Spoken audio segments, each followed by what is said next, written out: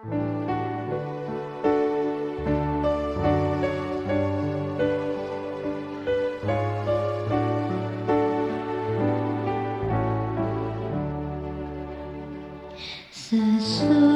malam fajar mereka bersama Yesus, surga mulai. Habislah kerja, oh fajar mulia. Sesudah malam hari bermain. Sesudah malam pertemuan indah, tiada menangis, tiada kesal. Di negeri mulia tak lagi pisah. Sesudah malam hidup kekal. Shalom, pemirsa yang diberkati Tuhan. Bertemu kembali dalam seri Renungan Pagi. Mari kita bersatu dalam doa. Bapa kami surga, terima kasih atas pagi yang indah. Berkatilah renungan kami dan setiap pemirsa yang mendengarkan, agar firman-Mu menguatkan hidup kami. Terima kasih Bapa, dalam nama Yesus kami berdoa syukur padamu. Amin.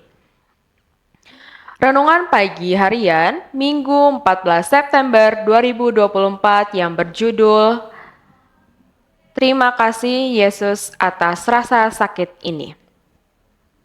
Ayat hafalannya, sebaliknya bersukacitalah sesuai dengan bagian yang kamu dapat dalam penderitaan Kristus, supaya kamu juga boleh bergembira dan bersukacita pada waktu ia menyatakan kemuliaannya. 1 Petrus 4 ayat 13.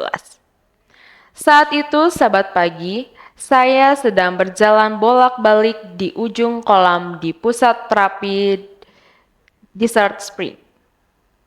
Saya pergi ke sana untuk mendapatkan kelegaan dari rasa sakit rematik yang melumpuhkan yang saya alami. Karena kompresi saraf dan nyeri hebat yang terjadi saat itu membebani tulang belakang saya, di dalam air merupakan satu-satunya tempat saya bisa berolahraga. Saya merindukan saat-saat damai sendirian bersama Tuhan. Namun, ketenangan pagi itu dihancurkan oleh seorang pasien bernama Linda yang sedang mencaci maki staf karena pintu yang dibanting pada malam hari membuatnya tetap terjaga. Tanggapan pertama saya adalah rasa kesal yang tidak sabar. Bagaimana dia bisa begitu tidak peka? Adalah hampir mustahil untuk mencegah pintu dibanting saat angin gurun tertiup kencang. Terutama ketika pasien seperti saya menggunakan kruk. Lalu saya menyadari bahwa pintu saya adalah salah satu yang dibanting angin. Saat saya pergi keluar dari kamar, saya belum siap menghadapi hembusan angin. Dan sebelum saya menyadari apa yang terjadi, pintu itu sudah tertutup rapat.